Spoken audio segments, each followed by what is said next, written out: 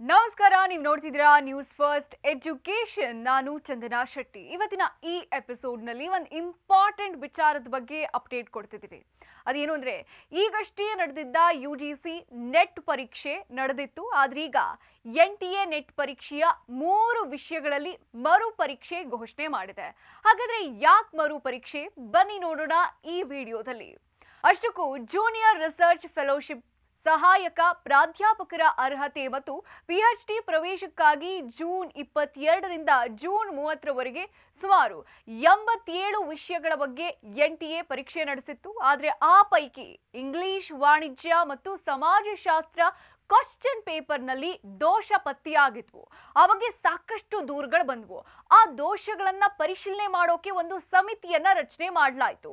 3 ಪ್ರಶ್ನೆ ಪತ್ರಿಕೆಗಳಲ್ಲಿ ಪ್ರಮುಖ ವಿದ್ವಾಂಸರ ಹೆಸರುಗಳಲ್ಲಿ ತಪ್ಪು, ಪ್ರಶ್ನೆಗಳ ಮೂಲ ಪದಗಳಲ್ಲಿನ ದೋಷಗಳು, ವ್ಯಾಕರಣ ದೋಷ, ಲಿಂಗ ಮತ್ತು ಸಂಖ್ಯೆಗಳಲ್ಲಿ ದೋಷಗಳು, ಅನುವಾದ ದೋಷ ಸೇರಿದಂತೆ ಹಲವು ತಪ್ಪುಗಳಿವೆ ಅಂತ ಸಮಿತಿ ತಿಳಿಸಿತು. ಈ ಹಿನ್ನೆಲೆ ಈ ಪರೀಕ್ಷೆಗಳನ್ನ ಎಕ್ಸಾಮ್ ಮಾಡೋದಾಗಿ ಘೋಷಣೆ ಮಾಡಿದೆ NTA. ಹೀಗಾಗಿ ನ್ಯಾಯಯುತ ಮತ್ತು ದೋಷಮುಕ್ತ ಪರೀಕ್ಷೆ ನಡೆಸೋ ಹಿತದೃಷ್ಟಿಯಿಂದ ಈ 3 ಪತ್ರಿಕೆಗಳನ್ನ ಮರು ಪರೀಕ್ಷೆ ನಡೆಸಬೇಕು ಅಂತ NTA ತಿಳಿಸಿದೆ. ಇನ್ನು ಎಕ್ಸಾಮ್ ಯಾವಾಗ ಅನ್ನೋದನ್ನು ಹೇಳ್ತೀವಿ ಕೇಳಿ. ಮರು ಪರೀಕ್ಷೆಗಳನ್ನ ಸೆಪ್ಟೆಂಬರ್ 9 ಮತ್ತು 10ರಂದು ನಡೆಸಲಾಗುತ್ತೆ. ಇಂಗ್ಲಿಷ್ ಪರೀಕ್ಷೆಯು ಬೆಳಗ್ಗೆ 9ರಿಂದ ಮಧ್ಯಾಹ್ನ 12 ಗಂಟೆವರೆಗೆ, ವಾಣಿಜ್ಯ ಪರೀಕ್ಷೆ ಮಧ್ಯಾಹ್ನ 3 ಗಂಟೆಯಿಂದ ಸಂಜೆ 6 ಗಂಟೆವರೆಗೆ ಮತ್ತು ಸಮಾಜಶಾಸ್ತ್ರ ಸೆಪ್ಟೆಂಬರ್ 10ರಂದು ಬೆಳಗ್ಗೆ 9ರಿಂದ ಮಧ್ಯಾಹ್ನ 12 ಗಂಟೆ ತನಕ ನಡೆಯುತ್ತೆ.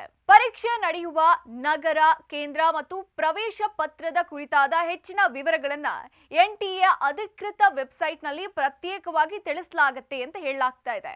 ಮರು ಪರೀಕ್ಷೆ ನಡೆಯೋ ಈ 3 ವಿಷಯಗಳಿಗೆ ಅಭ್ಯರ್ಥಿಗಳಿಂದ ಯಾವುದೇ ಹೆಚ್ಚುವರಿ ಪರೀಕ್ಷಾ ಶುಲ್ಕವನ್ನ ವಿಧಿಸಲಾಗುವುದಿಲ್ಲ ಅಂತ NTA ತಿಳಿಸ್ತಾ ಇದೆ. ಇದಾಗಿತ್ತು ಈ ಹೊತ್ತಿನ ವಿಶೇಷ. ಮತ್ತಷ್ಟು ಎಜುಕೇಶನಲ್ ಕಂಟೆಂಟ್ಗಾಗಿ ನೋಡ್ತಾ ಇರಿ ನ್ಯೂಸ್ ಫಸ್ಟ್ ಎಜುಕೇಶನ್.